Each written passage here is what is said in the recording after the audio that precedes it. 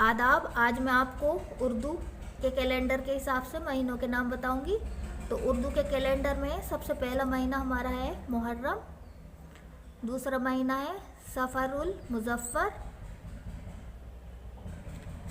मुज़फ़्फ़र, तीसरा महीना है रबीउल अव्वल, चौथा महीना है रबीउस सानी, पाँचवा महीना है जमादिउल अव्वल, छठा महीना है जमादिउस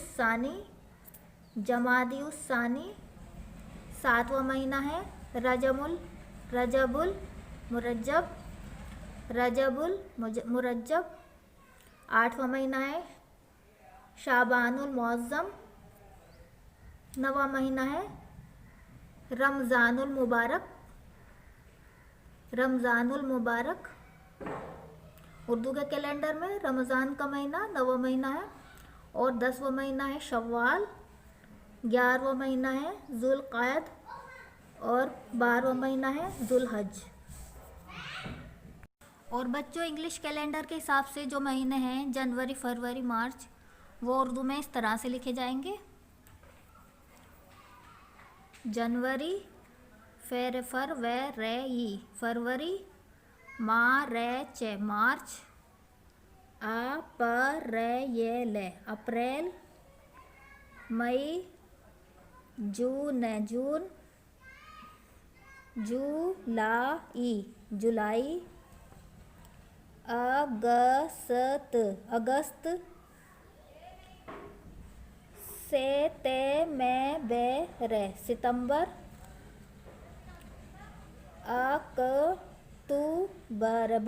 अक्टूबर,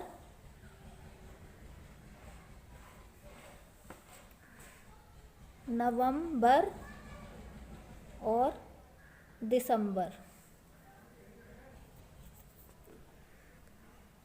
तो बच्चों, ये तो थे उर्दू के कैलेंडर के हिसाब से महीने मुहर्रम, सफ़रुल मुज़फ़्फ़र, रबीउल अव्वल, रबीउस सानी, जमादिउल अव्वल, जमादिउस सानी, रजबुल मुरज्जब, शाबानुल मुअज़्ज़म, रमज़ानुल मुबारक, शव्वाल, ज़ुल्क़अद और ज़ुल्हज।